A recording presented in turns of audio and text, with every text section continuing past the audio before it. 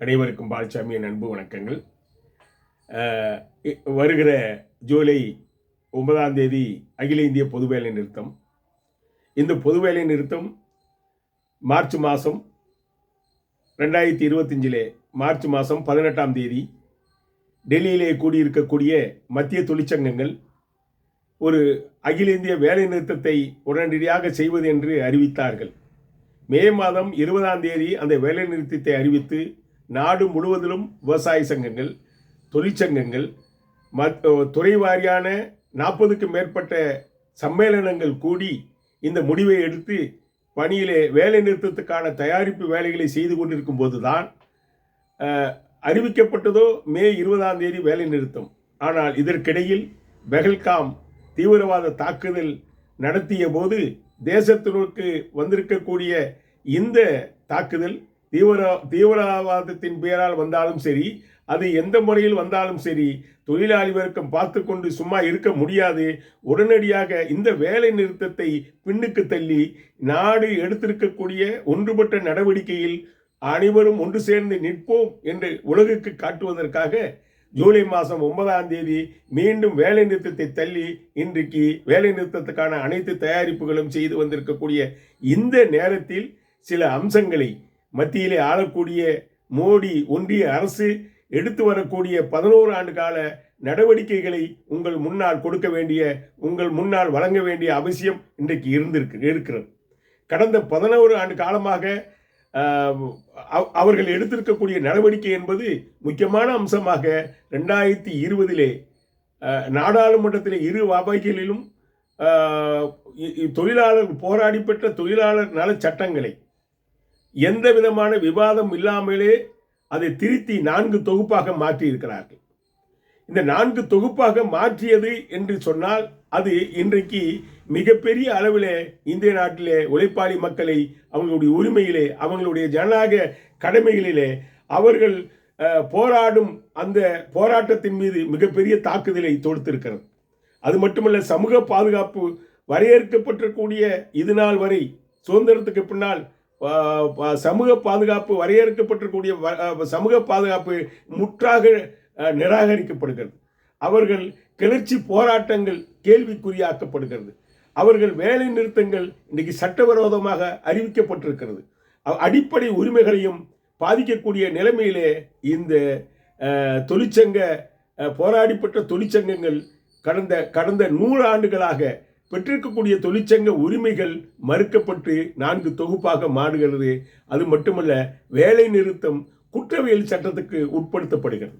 ஆகவேதான் இது கடந்த 2020 நாடாளுமன்றத்திலே தொழிலாளர் நல சட்டங்கள் திருத்தி அறிவித்த பின்னால் பல மாநிலங்களில் இன்றைக்கு அதை அமலுக்கு கொண்டு வந்திருக்கிறார்கள். அவர்கள் அமுல்படுத்த முயற்சி எடுக்கும்போது கடுமையான போராட்டங்கள் நிகழ்கிறது. பல்வேறு சமீபத்திலே ஆந்திராவிலே சந்திரபாபு நாயுடு அவர்கள் 12 மணி நேர வேலையை அறிவித்திருக்கிறார்கள். 8 மணி நேர பணிக்கு பதிலாக 12 மணி நேர வேலையை இன்னைக்கு அறிவித்திருக்கிறார்கள். இந்த நிலைமை என்பது மிகப்பெரிய அளவிலே ஒரு தாக்குதலை தொழிலாளி வர்க்கத்தின் மீது தொடுத்திருக்கிறார்கள் என்பதுதான். அது மட்டுமல்ல, இது வரக்கூடிய அமலானால் மேலும் அது மட்டுமல்ல, PNS என்று சொல்லியிருக்கக்கூடிய கிரிமினல் சட்ட திருத்தத்தையும் கொண்டு வந்திருக்கிறார்கள். அதனுடைய கிரிமினல் சட்டத்தினுடைய பிரிவு 111 பிரிவின் மூலம் வேலை நிறுத்தம் என்பது சட்டவிரோதம் என்று இன்றைக்கு அறிவித்திருக்கிறார்கள். இது முழுவதுமே எதை காட்டுகிறது என்று சொன்னால், 1918 சென்னையிலே மெட்ராஸ் லேபர் யூனியன் என்று சொல்லி PNC தொழிற்சங்கம் உருவாக்கப்பட்டது. அதுதான் இந்திய நாட்டிலே முதல் தொழிற்சங்கம் என்று கருதப்பட்ட அந்த தொழிற்சங்கம் போராடியது. 13 மணி நேரம், 15 மணி நேரம், 18 மணி நேரம் அவர்கள் போராடிய போது அவர்களை கடுமையாக அடக்கி ஒடுக்க முயற்சி எடுத்தார்கள். இருந்தாலும் அவர்களுடைய தொடர்ச்சியான போராட்டத்தின் மூலமாக அவர்கள் அன்றைக்கு தாக்கப்பட்டார்கள். தொழிற்சங்க தலைவர்கள் கைது செய்யப்பட்டார்கள். அவர்களை குற்றவியல் சட்டத்திலே அவர்களை அடைத்து அவர்கள் மீது லட்சக்கணக்கான ரூபாய் அபராதங்களை போட்டார்கள். அன்றைக்கு தொழிலாளர் சட்டங்கள் இல்லை. தொடர்ச்சியாக தொடர்ந்து தொழிற்சாலைகளிலே சங்கங்கள் உருவாக்கப்பட்டு சென்னையிலே, பாம்பேயிலே, வங்காளத்திலே, கல்கத்தாவிலே, துறைமுகத்திலே பல்வேறு நிறுவனங்களில், அரசு நிறுவனங்களில் வேலை நிறுத்தங்கள் தொடரும் போது, தொழிற்சங்க அமைச்சு போராடும் போது, அதற்கு பின்னாடி தான் இந்த தொழிலாளர்களை கட்டுக்குள் கொண்டு வர வேண்டும் என்று சொன்னால் ஒரு சட்டம் வேண்டும் என்று 1926 அவர்கள் தொழிற்சங்க சட்டத்தை கொண்டு வந்தார்கள். அதற்கு பின்னால் அது முழுவதும் என்ன நோக்கமாக கருதப்பட்டது என்று சொன்னால், தொழிலாளர்களை ஒரு கட்டுக்குள் கொண்டு வர வேண்டும், அவர்கள் தன்னிச்சையான வேலை நிறுத்தங்கள், தன்னிச்சையான போராட்டங்கள், இதில் இருந்து அவர்களை ஒரு வடிகாலாக ஒரு தொழிற்சங்க அமைப்பு இருந்தால்தான் அவர்களை அவர்களுக்கு பேரம் பேசுவதற்கு, அவர்கள் உட்கார்ந்து அவர்களுடைய நிலைமைகளை, அவர்களுக்கு ஏற்படக்கூடிய அந்த பாதிப்புகளை சொல்லுவதற்கு ஒரு வடிகாலை உருவாக்குவதுதான் அன்றைக்கு இருந்த பிரிட்டிஷார் கொண்டு வந்திருக்கக்கூடிய 1926 தொழிற்சங்க சட்டம். அதற்கு பின்னால் 1936 சம்பள பட்டுவாடா சட்டம். எவ்வளவு சம்பளம் கொடுக்கணும், எப்போ கொடுக்கணும் என்பதெல்லாம் அறிவிக்க வேண்டும் என்பதற்காக கொண்டு வந்தாங்க. 1947 அவர்கள் கொண்டு வந்திருக்கக்கூடிய ஐடியா ஆக்ட், இந்த தொழிலாளர்கள் தங்களுடைய கோரிக்கைகளை நிறுவனத்தோடு பேசுவது அல்லது நிறுவனத்தில் பேசி முற்று ஏற்பட்டால் அதற்கு தொழிலாளர் துறை பேச்சுவார்த்தைக்கு போகலாம், இண்டஸ்ட்ரியல் டிஸ்பியூட் ஆக்ட் என்று சொல்லக்கூடிய அந்த சட்டம் உருவானது. 1947 கொண்டு வந்திருக்கக்கூடிய இண்டஸ்ட்ரியல் டிஸ்பியூட் ஆக்டுக்கு பின்னாடி 1948 நிலையான சட்டம். ஒரு தொழிற்சாலை உருவானா அது நிர்வாகத்துக்கு என்ன பங்கு, தொழிலாளர்களுடைய என்ன பங்கு, அப்படி என்பதை ஒரு வரையறுக்கப்பட்ட நிலையான சட்டங்கள் உருவாக்கப்பட்டது. இப்படி ஒவ்வொரு போராட்டங்களும் ஒவ்வொரு நெருக்கடிகளிலும் தொழிலாளிகள் போராடி பெற்றது தான். 1948 அதே காலங்களிலேயே இஎஸ்ஐ, அவங்க மருத்துவ தொழிலாளர்களுக்கு ஒரு மருத்துவ காப்பீட்டு முறையை கொண்டு வந்து இஎஸ்ஐ சட்டங்கள் கொண்டு வரப்படுது. 1952 பிஎஃப், வருங்கால வைப்பு நிதி, தொழிலாளர்களுக்கான தேவையான அந்த பாதுகாப்பு ஒரு அம்சங்களையும் அன்றைக்கு கொண்டு வந்தார்கள். 1952 பிஎஃப் சட்டங்கள், 1961 அப்ரண்டிஸ் ஆக்ட். அன்றைக்கு தொழிற்சாலைகள் தொடர்ந்து பல்வேறு இடங்களில் தொழிற்சாலை தொடங்கும் போது அவர்களுக்கான வேலையாட்கள் உருவாக்கி கொடுக்க ஸ்கில்டு தொழிலாளர்கள் கொண்டு வருவதற்காக அவர்கள் உருவாக்குனது தான் பயிற்சியாளர் சட்டம், அப்ரண்டிஸ் ஆக்ட் வந்தது. 1965 போனஸ் பட்டுவாடா சட்டம். தொழிலாளர்கள் போராடுகிறாங்க, நாங்கள் 30 நாள் என்று சொன்னால், ஒரு மாதம் 30 நாள்னு சொன்னால், நாங்கள் வேலை செய்வது என்பது 30 நாளுக்கு மேலே, ஒரு வருஷத்தில் ஒரு மாதம் அதிகபட்சமாக வேலை செய்கிறோம். 12 மாதம் இல்லை, 13 மாதம் வேலை செய்கிறோம். 30 நாள் கணக்கில் பார்த்தா 365 நாளில். அப்படின்னா எங்கள் சம்பளம் என்பது கொடுக்கப்படாத சம்பளம், போனஸ். எங்கள் உற்பத்தியில் எங்களுக்கு அதிகமாக உற்பத்தி பண்ணி கொடுக்கணும், ஆகவே எங்களுக்கு அதிகமாக ஒரு வருஷத்திலே போனஸ் தர வேண்டும் என்று போராட்டம், மிகப்பெரிய போராட்டங்கள் மகாராஷ்டிராவில் கடுமையான போராட்டங்கள் நடந்தது, நாடு முழுவதும் நடந்தது. அதற்கு பின்னால், அந்த போராட்டங்களுக்கு பின்னால் தான் போனஸ் பட்டுவாடா சட்டம் என்றே வந்தது. அதையும் ஒரு குறிப்பாக அவர்கள் பண்டிகை காலங்களே கொடுப்பது என்று முதலாளிகளோடு நிர்வாகமும் அரசாங்கமும் தொழிற்சங்கங்களும் கூடி இன்றைக்கு போனஸ் சட்டங்கள் வந்தது. அதற்கு மிகப்பெரிய அளவுக்கு தாக்குதல். போனஸ் சட்டம் கொடுக்கணுமா, போனஸ் கொடுக்கணுமா, இன்றைக்கும் வரையறை இருக்குது. 26,000 ரூபா வாங்கினா போனஸ் இல்லை. அப்போ போனஸுக்கு இன்றைக்கும் தொழிலாளி ஈடுபாட்டோடு வேலை செய்யும்போது கிடைக்கக்கூடிய அந்த போனஸ் என்பது 1965 கிடைச்சி. ஒப்பந்த தொழிலாளர்கள் கான்ட்ராக்ட், அன்றைக்கு குறைந்தபட்ச தொழிலாளர்கள் இருந்திருக்கக்கூடிய ஒப்பந்த தொழிலாளருக்கு ஒரு சட்டம் வேணும், பாதுகாப்பு வேணும் என்று போராடிய மார்க்சிஸ்ட் கம்யூனிஸ்ட் கட்சி, ஏகே கோபாலன் நாடாளுமன்றத்திலே மிகப்பெரிய அளவில் விவாதம் செய்யப்பட்டு தான் அந்த ஒப்பந்த தொழிலாளர்கள் சட்டமே கொண்டு வரப்பட்டது. அவர்களை முறைப்படுத்துவது, ஒப்பந்த தொழிலாளர் முறையவே அதை நீக்குவது என்ற முறையில் தான் அன்றைக்கு ஒப்பந்த தொழிலாளர் சட்டமே உருவாக்கப்பட்டது. 1970 கிராஜுவிட்டி சட்டம் வந்தது. அப்போ இப்படி பணிக்கொடை சட்டங்கள்லாம் வந்து, இப்படியேப்பட்ட சட்டங்கள், போராடிப்பட்ட சட்டங்களையே மோடி அரசாங்கம் 2020 2025 இந்த மே மாதம் 2020 அவர்கள் நாடாளுமன்றத்திலே முழுவதுமாக நீக்கப்பட்டு 4 தொகுப்பாக அறிவித்தார்கள். 5 வருஷம் ஆச்சு. 5 வருஷத்தில் அவங்களால இதை அமுல்படுத்த முடியல, தொழிலாளர் நலச்சட்ட திருத்தங்களை. ஆனால் தொடர்ச்சியாக அவர்களை அமுல்படுத்துவதற்காக மாநில அரசுகளை இன்றைக்கு நிர்பந்தம் செய்து கொண்டிருக்கிறார்கள் என்பதை நம்ம பார்க்கணும்.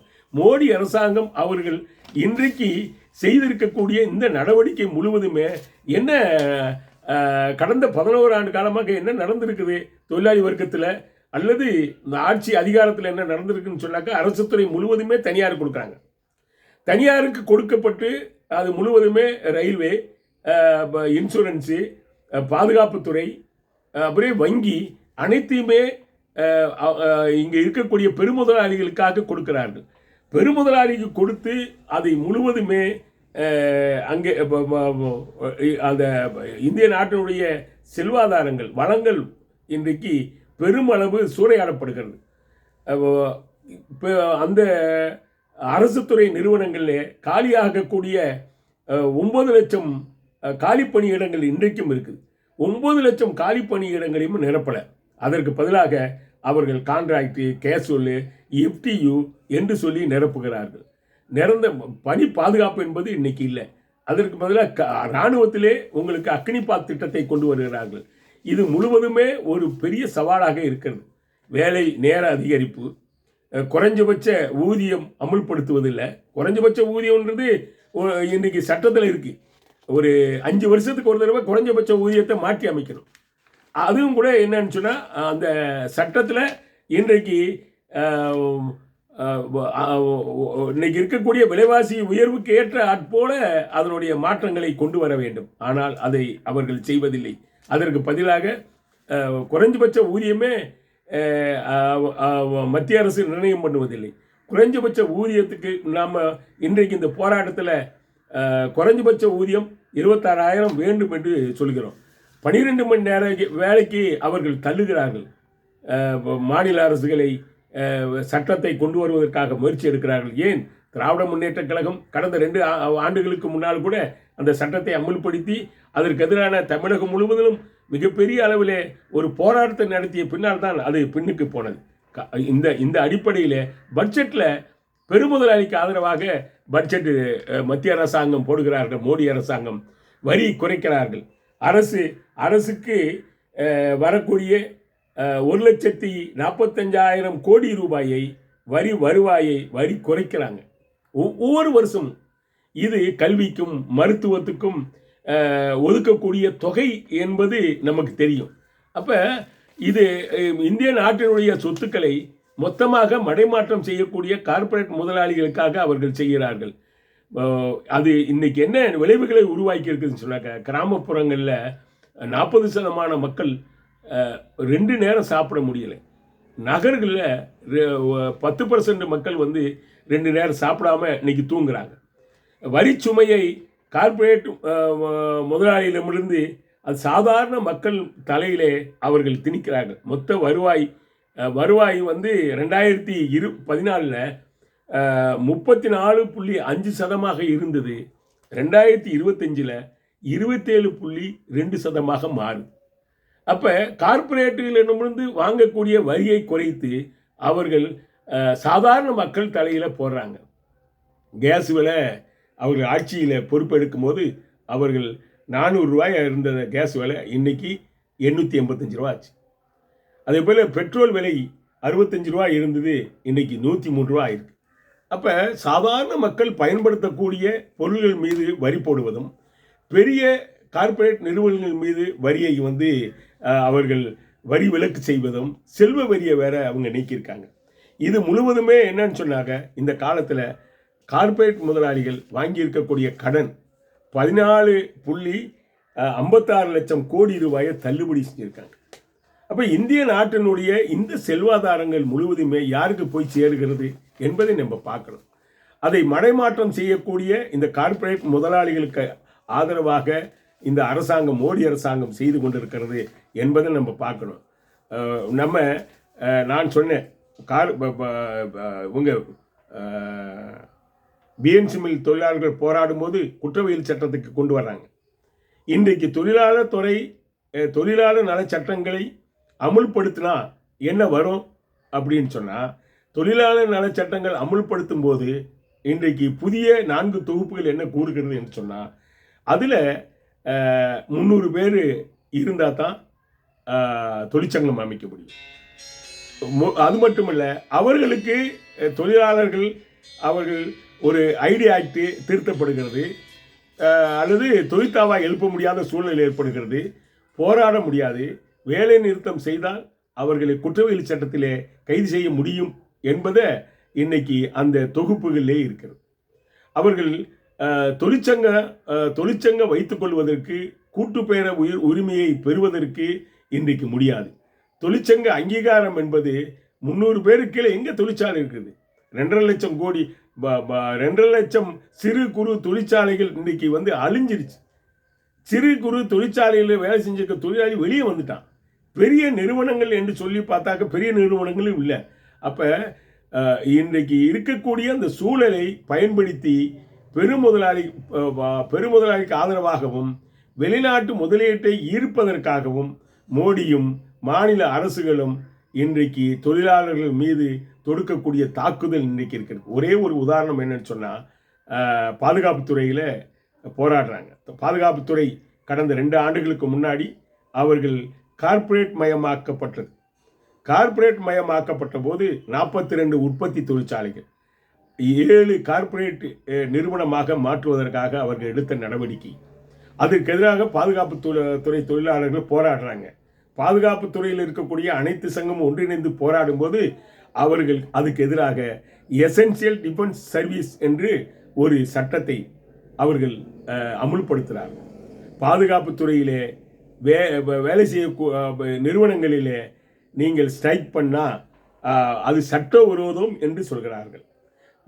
வேலை நீக்கம் அப்படி செய்யக்கூடிய தொழிலாளர்களை வேலை நீக்கம் செய்வது, 1 வருடம் அவர்களை சிறையில் தள்ளுவது என்றெல்லாம் அவர்கள் மீது சட்டம் 2 ஆண்டுக்கு முன்னாடியே அமலாக்கப்பட்டது. அதை தூண்டுகிற தொழிற்சங்க தலைவர்களை 2 ஆண்டு சிறைப்படுத்தலாம் என்ற ஒரு சட்டத்தையும் கொண்டு அமலாக்கப்பட்டது. இன்றைக்கும் பாதுகாப்புத்துறையிலே அந்த சட்டம் இருக்கிறது. எசென்சியல் டிஃபென்ஸ் சர்வீஸ் ஆக்ட் என்று சொல்லி இருக்கு.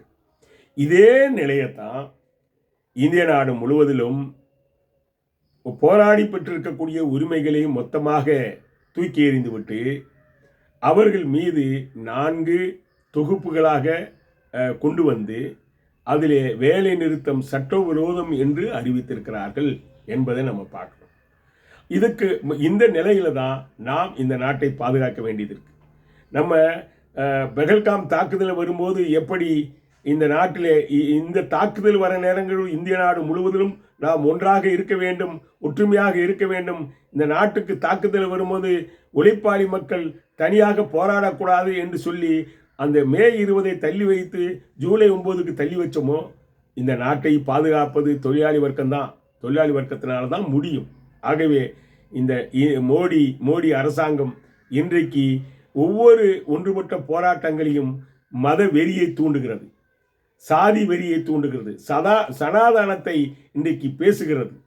இந்தியாவிலே பல்வேறு இடங்களிலே உங்களுக்கு தெரியும், போராடக்கூடிய தொழிலாளர்கள், போராடக்கூடிய மக்கள் மீது மதவெறியை தூண்டி இஸ்லாம் மக்கள் மீது ஒரு மிகப்பெரிய தாக்குதலை இந்தியாவிலே தொடுத்திருக்கிறார்கள். இது எதற்கு? கார்ப்பரேட் நிறுவனங்களுக்கு கொடுக்கக்கூடிய இந்த வரிச்சலுகைகள், இந்த கடன் தள்ளுபடிகள், இந்த பொது செல்வாதாரங்களை விற்பது, அதுக்கு எதிராக ஒன்றுபட்டு போராடும் உழைப்பாளி மக்களால் தான் முடியும். அவர்களை பிரிப்பது, இஸ்லாம் இந்துக்கள் என்று பிரிப்பது, மத உணர்வுகளை தூண்டுவது என்பது இன்றைக்கு அவர்களுடைய முக்கியமான இலக்காக வைத்து இன்றைக்கு முன்னுக்கு தள்ளுகிறார்கள். அவர்கள் போராடும் போதுதான் இன்றைக்கு இருக்கக்கூடிய அந்த ஒன்றுபட்டு போராடக்கூடிய இடங்களிலே இஸ்லாம் மக்கள் மீது புல்டோசர் வைத்து அவர்கள் வீடுகளை சீரழிக்கிறார்கள். அதே மாதிரி மதவெறியை தூண்டி சர்ச்சுகளிலே கிறிஸ்துவ மத சர்ச்சுகளிலே இன்றைக்கு தாக்குதல் தொடுக்கிறார்கள். இது அவர்களுடைய ஒரு இந்தியாவில் இன்னைக்கு மதவெறி அரசியலை நடத்தி கொண்டிருக்கும் மோடியினுடைய நடவடிக்கையாக நம்ம பார்க்கிறோம். இதுக்கு எதிராக நாம் ஒன்றுபட வேண்டியது, இதற்காக தொழிலாளி வர்க்கம் தான் ஒன்றுபட வேண்டியது. இன்றைக்கு இதுக்கு எதிராக தொழிலாளர்கள், உழைப்பாளி மக்கள் ஒன்றுபட வேண்டிய அவசியம் இன்றைக்கு இருக்கு. கடந்த 2019 உங்களுக்கு தெரியும், மோடி அரசாங்கம் வலுவாக ஆட்சிக்கு வலுவான எண்ணிக்கையோடு நாடாளுமன்றத்திலே வலுவான ஆட்சியை கொண்டு வந்தார், பொறுப்பேற்றார்கள். அதற்கு பின்னால் 2024 அவர்களுக்கு மெஜாரிட்டி கிடைக்கல. மெஜாரிட்டி கிடைக்கலன்னும் போது அவங்க என்ன செஞ்சாங்க, நிதிஷ்குமார் பீகார்லையும் சந்திரபாபு நாயுடு ஆந்திராவில் இருக்கக்கூடிய கட்சிகளை இணைத்து கொண்டு இன்னைக்கு ஆட்சி மைனாரிட்டியாக இருக்காங்க. இதற்கு என்ன காரணம்?